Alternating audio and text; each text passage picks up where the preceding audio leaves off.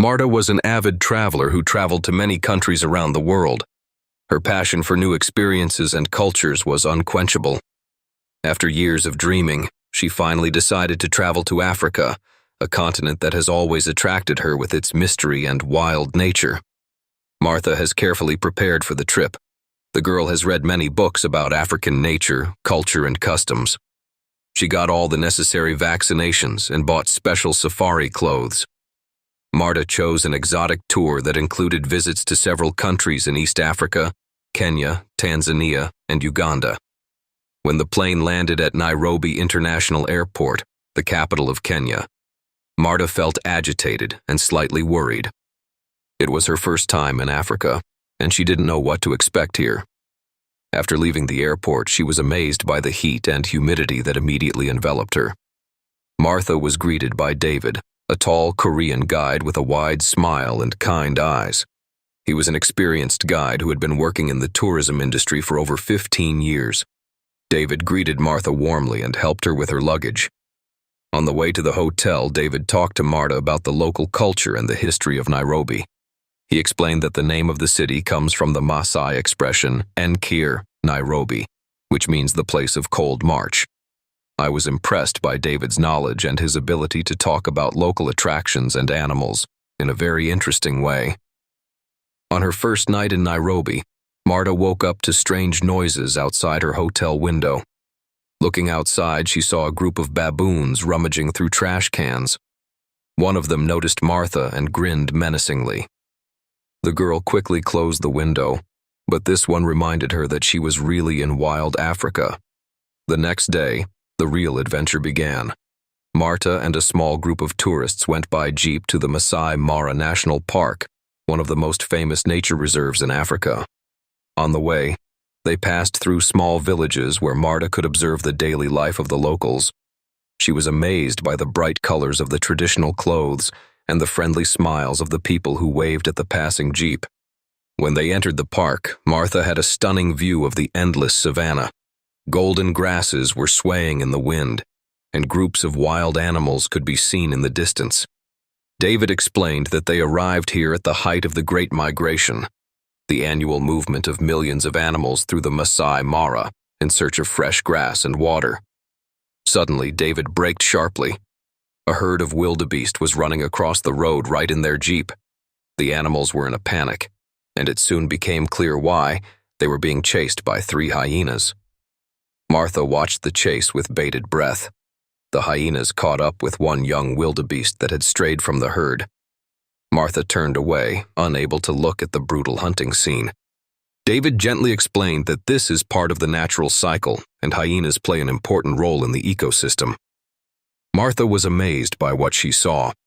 She watched herds of zebras and wildebeest grazing peacefully on the plain. Giraffes moved gracefully between the sparse acacia trees, plucking leaves from the tall branches. Elephants were swimming in a small lake, splashing water with their trunks. David told Martha about the complex social structures of elephant herds and their amazing memory. She was amazed to learn that elephants can remember and recognize each other even after many years of separation. On the second day of the safari, the group went in search of more rare animals. David skillfully drove the jeep along narrow trails, explaining the features of the landscape and talking about animal behavior. Suddenly, he stopped the car and pointed to a dense thicket. There, almost imperceptibly because of its perfect disguise, lay the leopard. Martha held her breath watching this magnificent predator. The leopard seemed to be ignoring them, lazily stretching on a tree branch. David explained that leopards are one of the most secretive big cats, and seeing them in the wild is a great success. In the late afternoon, the group settled down on a picturesque hill to watch the sunset. David said that this place is called the Maasai Spear because of its characteristic shape. As the sun began to sink below the horizon, the sky turned incredible shades of orange and purple. Martha felt that this was one of the most beautiful sunsets she had ever seen. She took out her camera and took some pictures, trying to capture this magical atmosphere. At night in the camp, Martha couldn't sleep for a long time. She came out of her tent and froze in surprise. The sky was dotted with millions of stars, bright and close, such as she had never seen in the city. The Milky Way stretched across the sky like a silver ribbon. Suddenly, the silence was broken by the distant roar of a lion. Martha shuddered, but she wasn't afraid. She felt like a small part of this vast, wild world. On the third day of the safari, an unexpected event occurred. When the group was watching the pride of lions, their jeep suddenly stalled. David tried to start the engine, but to no avail. He explained that there was probably a problem with the fuel pump, and they would have to wait for help. The situation was tense, as they were only a few hundred meters away from the lions. David calmed the group down by explaining that lions do not show interest in people in cars, perceiving them as a large, inanimate object. However, he asked everyone to stay in the jeep and not make any sudden movements. Martha felt her heart beating faster and faster. She was watching the wild predators, who didn't seem to be paying any attention to them. The lionesses were resting in the shade, and the young cubs were playfully fighting with each other. While the tourists were waiting for help, one of the lions became interested in their jeep. The largest predator of the pride, the lion leader, seemed to slowly come closer, carefully sniffing the strangers. Martha held her breath. Lev walked around the car, stopping briefly and looking directly at the people inside. His amber eyes seemed to stare straight into Martha's soul.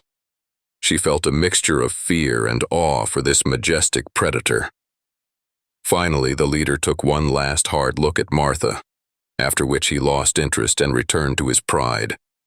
Martha exhaled, realizing that she had been holding her breath all this time. After the lion returned to the pride, the predators completely stopped paying attention to the jeep, which greatly pleased and reassured the tourists. An hour later, technical assistance arrived, and they were able to continue on their way. However, this incident left a deep mark on Martha's soul. The next day, the group went for a walk through the savannah, accompanied by armed rangers. During a walk, curious Marta accidentally fell behind the group, mesmerized by the beauty of a wild flower. She wanted to take some photos and did not notice how the group had gone far ahead. When Martha realized that she was alone, she was overcome with real panic.